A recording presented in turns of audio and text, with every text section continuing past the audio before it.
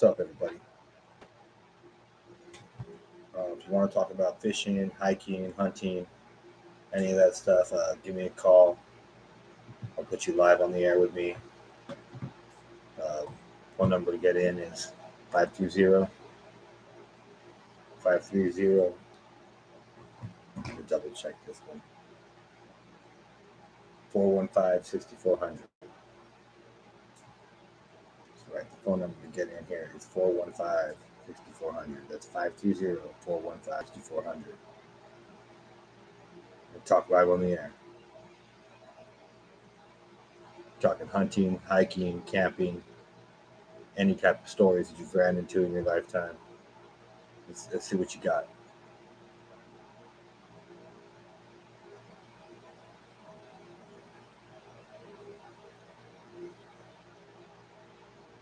So we're doing a drive tonight. We're trying to get to 1,000 subscribers. We're giving away campsites. We're giving away a lot of knowledge on how to catch fish. So if that's something that you're interested in, give me a call. I'll hook you up. Tell me what you got.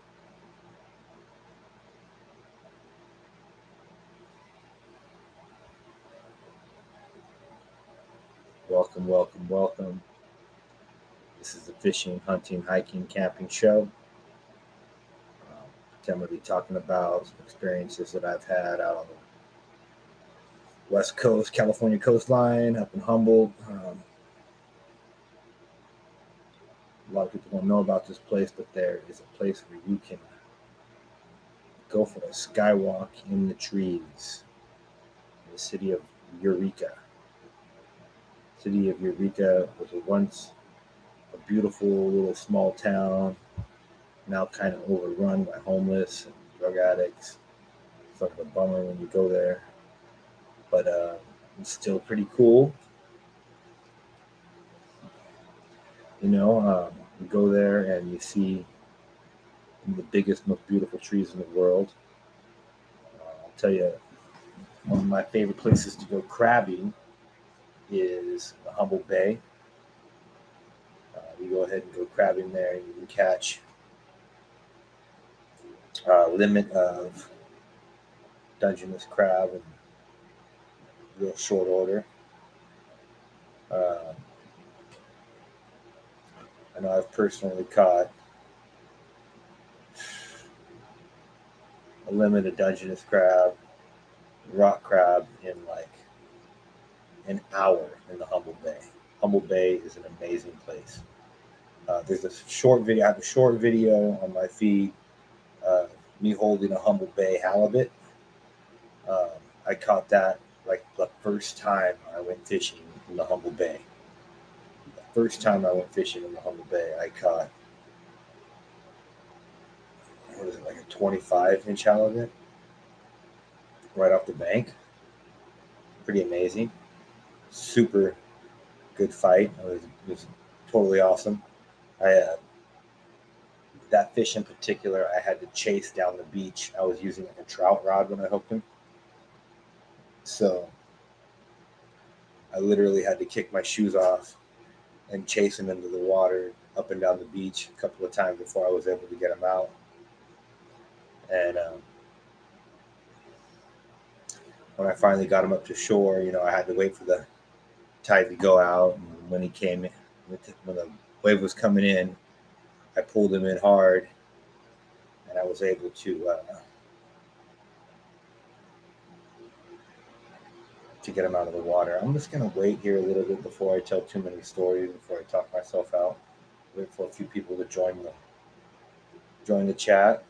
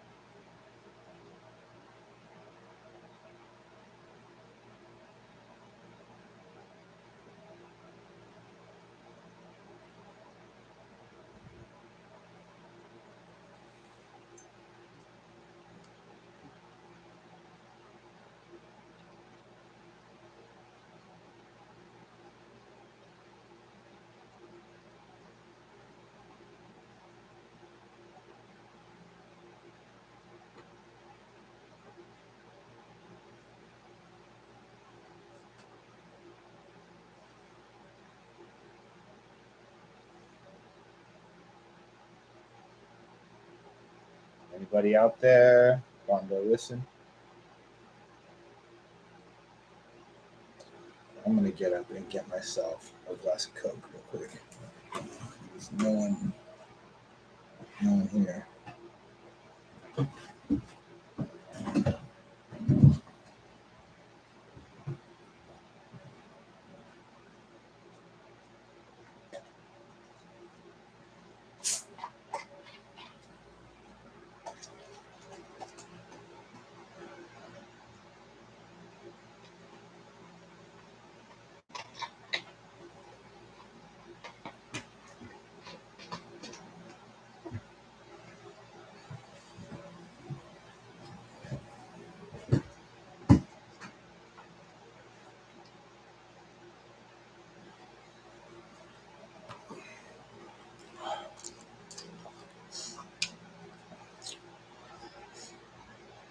All right. So yeah, I'm trying to get to 1,000 subscribers. I need to monetize this channel. Please help me get to my goal. I intend to do more fishing and camping videos, and if you subscribe to the channel, that will help me get to the goal. So if that's something you feel inclined to do, please subscribe to my channel. Take the time to look through and see if any of the videos catch your interest. My boat in Berkeley is currently unoperable, so I've been doing campsite reviews. I've been doing some trout fishing videos. I really like doing the Lake Tahoe trout fishing videos. I think I'm going to try and get back up to Tahoe in the next week or two and do another trout fishing video.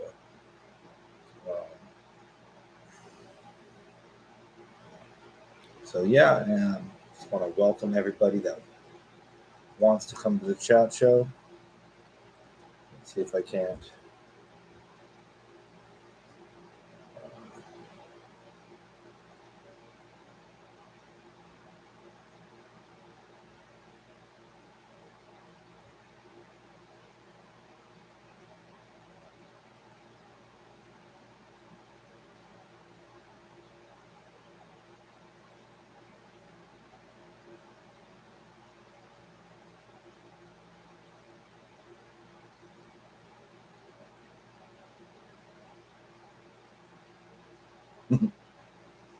Cool.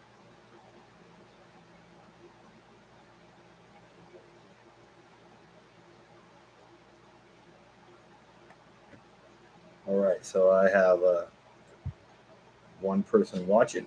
All right, so I have one person watching. All right, so I have.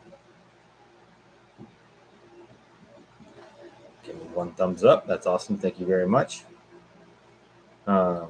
I'm just hoping that I can get some more viewers in here, and see.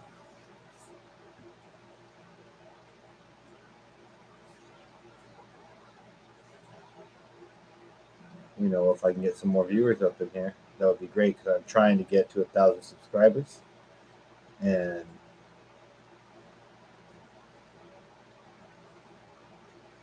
trying to get to 1,000 subscribers so I can monetize this channel and get a little bit of money coming back, because everybody that goes fishing knows it's not cheap. Anytime you go on a camping trip, it costs you money. So I am getting out there, and I am trying to do reviews, and I am trying to post knowledge on how to catch these fish. So if this is something that interests you, by all means, please subscribe. I need every subscriber that I can get. If you feel inclined to share this video, please do. That's just what I need to happen.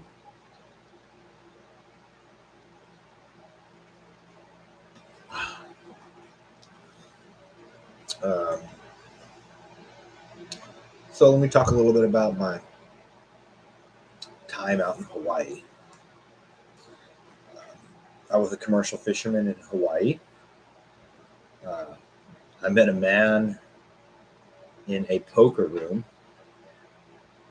that told me he owned a commercial fishing company in Hawaii. I ended up on some hard times, and I went to meet him out there in Hawaii and asked him for a job. He gave me a job. I started working on his boats, and we went a good 1,000 miles out to sea. It was south. This is hard for me. Southwest of Hawaii. So if you go west of Hawaii, that would be past it, west coast, and so that literally puts you in the middle of the Pacific Ocean. And we were getting some really nice ahi tuna out there. We would get like 250 pounders, even up to 300 pounders. One night we landed a 650 pound blue marlin. I was a gaff man. The captain of my boat that I worked on, his name was Donnie. The deck boss was Takeo. He was a Japanese guy. Really, really super cool. Just all about fishing, everything you could think to know about fishing. The guy that I worked directly with was a junior, and he was a Samoan guy. We didn't get along so great, but by the end, we became really good friends. We just had different views about the world. But the one thing that we shared was the love of fishing. Me being a mainlander and them being islanders, I kind of had to prove myself to them that I wasn't, I don't know, a sissy, right? So I just I had to work really hard to keep up with these guys because they were amazing fishermen and they expected you to be amazing. So as a gaff guy, they expected me to gaff the fish in the eyeball, right? Because that was the money. The fish was the money. So when a fish came up, I had to gaff the fish in the eye and pull him on board, and then Junior would spear the fish basically through the brain with a big metal spike. And that's what we did. We would put 1,700, 1,800 hooks out at a time on these long lines, and it was 22 miles of 1,000-pound test line and 200-pound test leader. And my job was to get the bait out, let it defrost as the bait was being tossed overboard. And then once all the gear was set, we would actually cut the main line and tie it to a radio buoy and let it drift. And then as it drifted, we would take a break. So we'd have like a 2-3 hour break, let the line drift, go find the radio buoy, reattach it to the main line, start pulling it in. As it came in, the leaders would come up because we had these big metal hooks that would clip onto the main line. And they weren't hooks, they were clips, metal clips that would clip onto the main line. And there was a 30-foot leader that would go to a big steel hook, Japanese steel hook. And, we'd just put a frozen anchovy on there and let them drift. But, you would be amazed at the amount of fish that we would catch. There would be a radio buoy at either end of the 22 miles. But there was a buoy every, 400 or 500 feet, something like that. Probably longer. It was 22 miles of long line that we put out. So, but there'd be a buoy every so often, and then there would be. We put out 1,700 hooks, so probably 200 or 300 hooks in between each buoy, and then like I said, we attach it back to the main line, retie them, and we had the big hydraulic reel that would just start cranking the line in.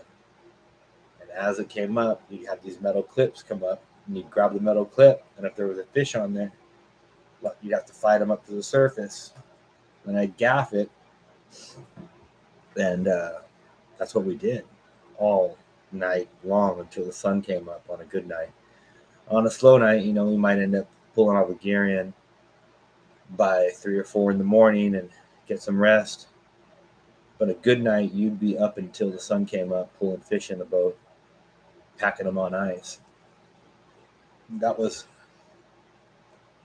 commercial ahi tuna, big eye tuna, out of Hawaii.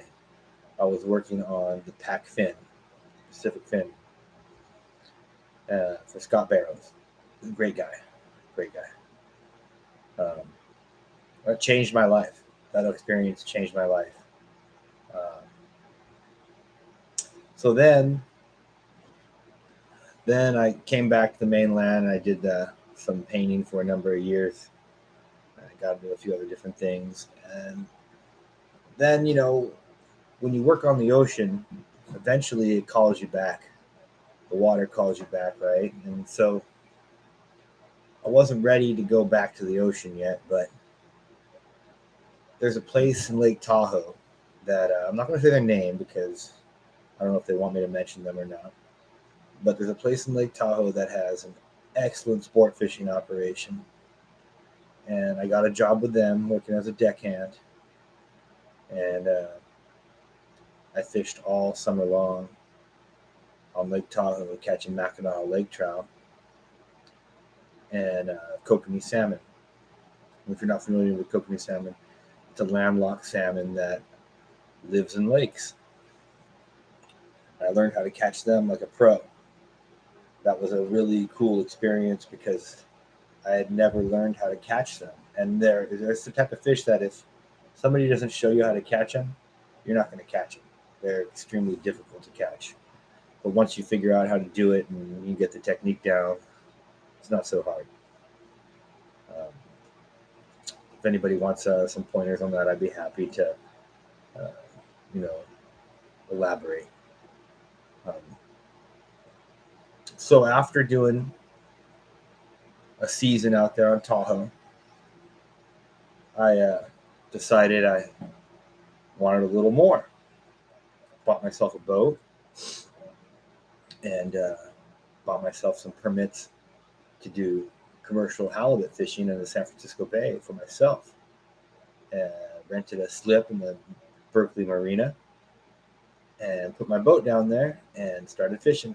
Just started going for it every day until I figured out where the halibut were at and how to get them. And man, I got good at catching halibut. I got to tell you, I love doing it. I really love doing it. I love catching halibut in the San Francisco Bay. But my boat's currently down. I need to get it repaired. So I'm just doing a lot of fishing to keep my heart, where I want it to be. Doing a lot of house painting. Thank God my brother has a painting contractor's license and I'm a good spray guy. So that's what I do. But I'm attempting to do this full time. Do like a travel fishing show, right? Where I go to different bodies of water and I fish for the fish that are there. And I do reviews on campgrounds and facilities there. And that's what my channel's all about. And so what I'm really doing tonight is trying to get people to subscribe to the channel.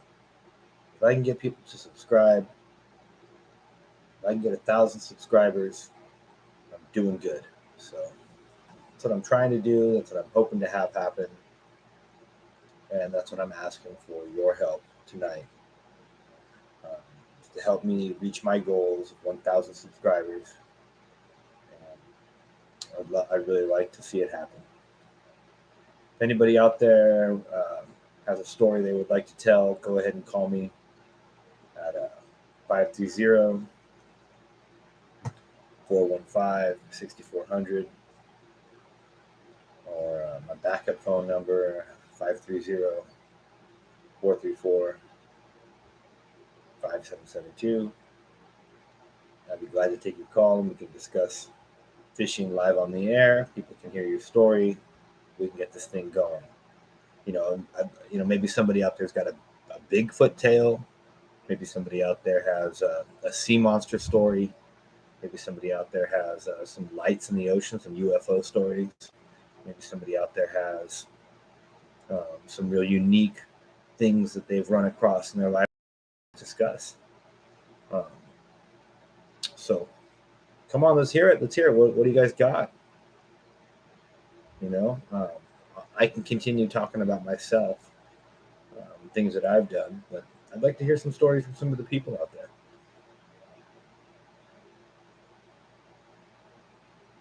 Nobody's out there. I'm gonna get them here though. We're gonna get them here. We're gonna discuss it live.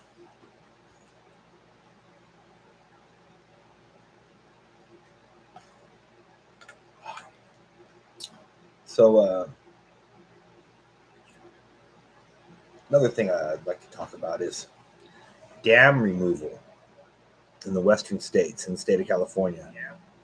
There's actually a movement right now to remove some of the dams up on, I believe, on the Klamath River, that have been there for quite a while. And it's stated that if these dams are removed, the salmon population is expected to boom, which is a good thing, okay? And there's been a big debate about what benefits and what problems are going to arise from the removal of these dams. Immediately the things that come to mind is lack of power that's currently being produced by the dams, right? But what happens when dams are removed? Are we not going to have enough water to fight fires in Northern California? Are we not going to be able to irrigate properly for farmland? Well, that's unseen so far. But what I understand is that there is plenty of water, and the water that's going through those dams is not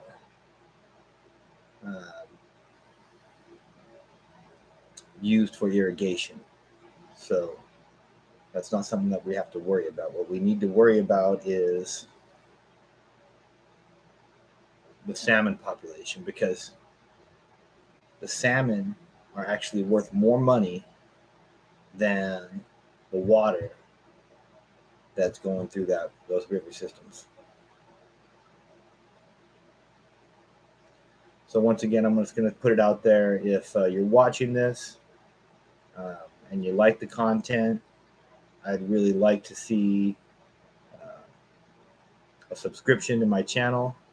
I need as many people to subscribe to it as possible. I'm trying to get to 1,000 subscribers so I can monetize the channel. There's only one way we can do that, and that is getting more subscribers. But like I was saying, back to the dams. There's two lines of thought, two schools of thought. One school of thought is that we need the water for irrigation and the ability to fight fires. And the other school of thought is that the fish will supply the people of the state of California with a greater benefit than the water will. And, it still remains to be seen, to be totally honest. But I'm for seeing what happens. I'm for taking the dams down and bringing the salmon population back and,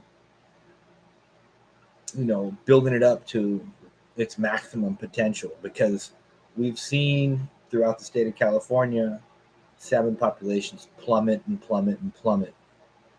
And there's still some salmon out there, right? But nothing like what it should be. And if you think about it, California should be producing salmon like Alaska, right?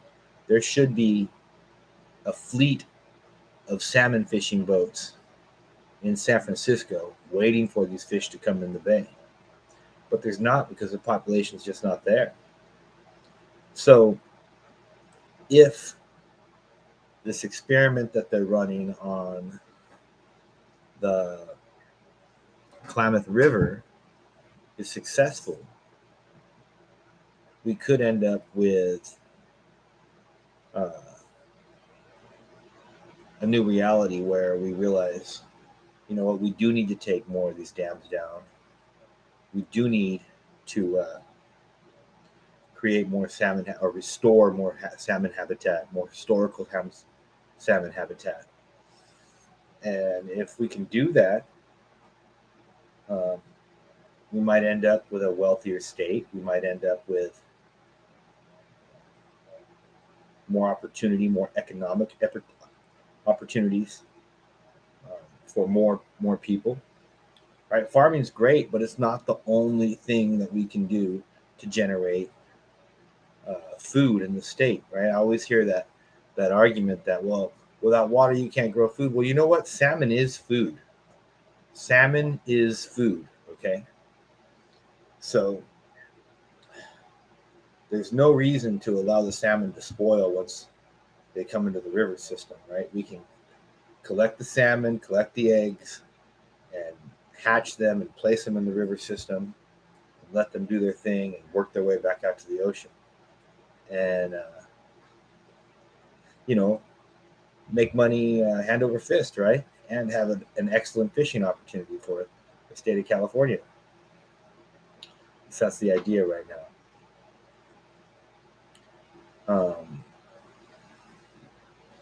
So once again, I am streaming for subscriptions. I am trying to get subscriptions right now. I need to get to 1,000 subscribers so I can get my channel monetized and I can recoup some of the money that I've put out doing all these fishing videos and doing these camping trips. I need to get some of this stuff recuperated. So um, please subscribe. Please subscribe. So let's see what else can we talk about here. Nobody's calling in. Let me put that phone number out one more time. 530-434-5772. Come on, shoot me a call. Let's talk about fishing. Let's talk about hunting. Let's talk about hiking.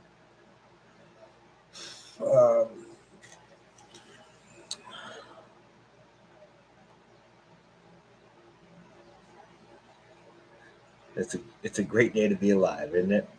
I know things are getting crazy, but here we are. One of my last videos I filmed, I caught a nice looking mackerel trout. I brought it home. I cooked it. I thought it tasted wonderful. It had like a bright pink meat when I cooked it up. The meat kind of turned a whiter color, but it was still super flavorful. It's one of my favorite fish to eat is mackerel. Like I said in my video that I made when I was fishing out there, when I caught the fish, I don't think you should keep more than one or two fish at a time, when you're up there in Lake Tahoe. There is a lot of mackerel trout in the lake, and they are planting the Lahontan cutthroat trout in an attempt to repopulate the lake with Lahontan cutthroat trout, which would be amazing because if anybody's been up there to Pyramid Lake and fished for the cutthroat trout, you would see that they are an amazing fish to fish for. They're super aggressive. They taste amazing. They grow giant compared to all the other trout in the area. And they are absolutely suited to the environment. They grow extremely fast in Lake Tahoe, Pyramid Lake, and the entire Sierra drainage up there. So I look forward to the day that Pyramid Lake Lake Tahoe has an abundance of cutthroat trout, but it just hasn't come yet. There's just not an abundance. I personally think what the problem is the Mackinac are so entrenched in Lake Tahoe that the cutthroat are having a really hard time. The cutthroat are having a really hard time finding a place to live. They just get eaten by those dang cutthroat, those dang Mackinac. They're so aggressive, and they have, big teeth, and they're a tough fish, and the cutthroat trout just aren't used to having to compete with them. I mean, you figure they said that they fished Lake Tahoe out back in the old days, but really what happened was it really what happened was is the lake got overfished, and the few cutthroat trout that were left in there were eaten up and killed off by the Mackinac, because they planted Mackinac lake trout into Lake Tahoe in an attempt to repopulate the lake, which was successful, but it's an invasive species essentially, and it just doesn't do as good as cutthroat trout does in Lake Tahoe. Now, how did they fish the lake out? They used commercial fishing boats with nets to just go out and just net up all the fish that they possibly could, and they did net all the fish, right? The thing about the cutthroat trout is it's a shallow water fish. It likes to live on the banks of the lake, not in the depths. So the cutthroat was netted all up and just gone, whereas the Mackinac lives in the deep. It'll live 600 feet deep.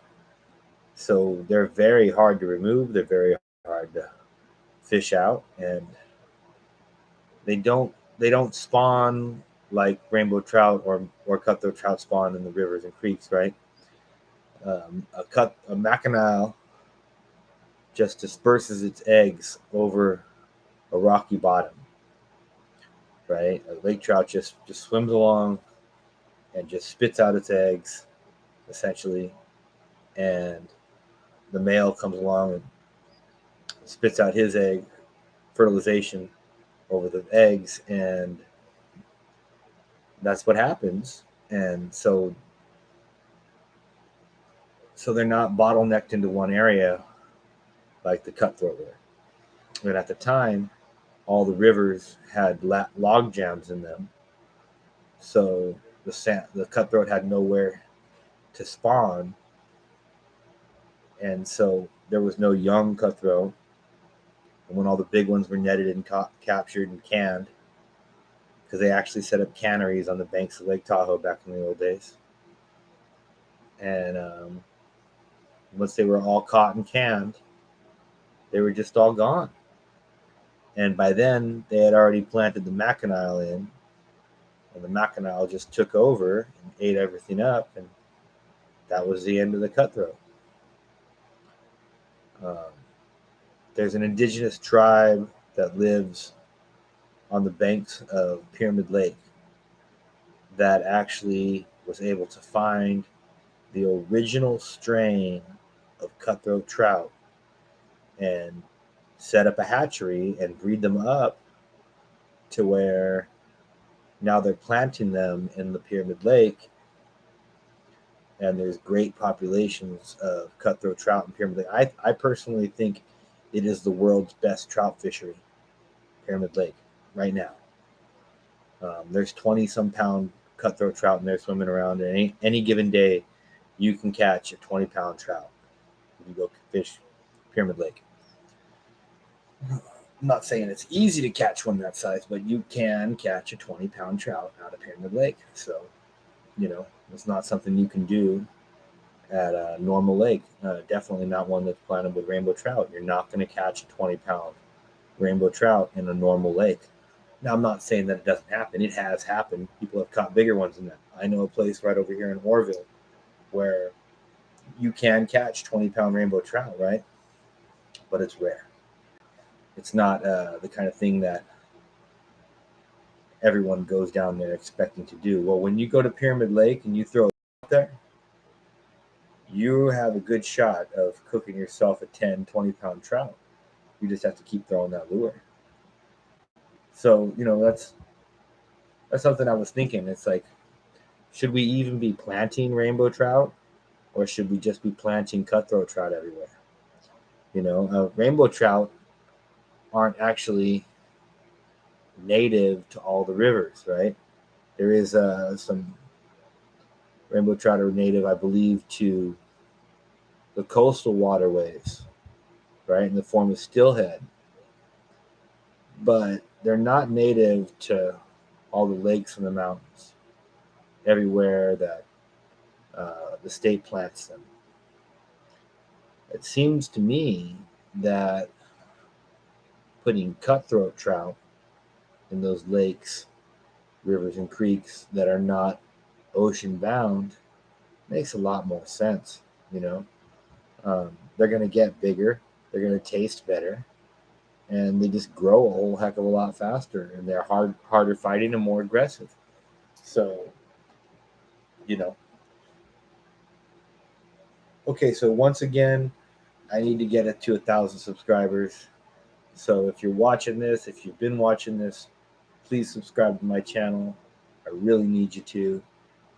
I need to do some repairs on my boat. And the only way I'm coming out of pocket to do it too. But I really need to get to 1,000 subscribers so I can start generating some money from these fishing videos, camping videos, and yeah.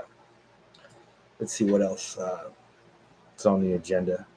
Oh yes, campground reviews. So I went to the Sierra Buttes recently, and I went up there and I enjoyed a couple nights of camping in the Loganville campground. And I just want to tell everybody that is an amazing place to camp. It's real quiet. It's not a real busy place. If you're looking for a place to just get away from it all and just find some peace and quiet, Loganville Campground up Highway 49, past Downeyville, before Sierra City, is a great place to go camping.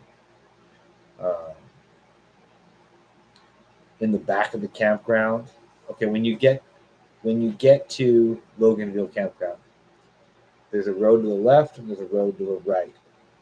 The road to the left goes up a hill, and there's a number of campsites up there, a little outhouse. That's fine, you go camp over there. But if you go down the road to the right, there's also a number of campgrounds and a little outhouse. In the back of that area, there is a metal post, a white metal post. If you follow that trail down, you will come to a big pool on the Yuba River. And on that pool on the Yuba River, there's a lot of trout. It's also a patented gold mining claim, unpatented gold mining claim. So you can't look for minerals there, but you can fish and you can go hiking, and you can have a good time. You can go swimming. The water's perfect to swim in this time of the year. So yeah, it's a place that I recommend everyone to go check out. Okay, up the hill from there, we went to Salmon Lake, where I could see bull trout swimming. I've never caught a bull trout. I'd really like to. I could see the bull trout swimming around. We went to Sardine Lake, and I did catch a couple of trout there. So that was nice, a couple of rainbow trout. But once again, they're 12, 13 inches, nothing extravagant, but pretty fish, excellent views. There's that sand pond just below Sardine Lake, sand pond.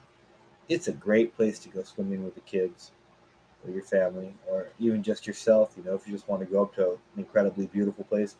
Right there from Sand Pond, you look up and you can see the Sierra Buttes. They're right above you. There's still snow on the pet caps. It's just amazing.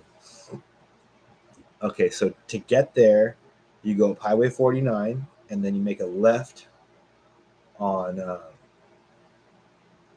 Gold Lakes Highway. make a left on the Gold Lakes Highway at Bassett, and you'll go up about a mile or two, maybe a little more, and you'll see a left-hand turn, go over a little bridge, and you'll see the signs to Sardine Lake and lakes up the road from there.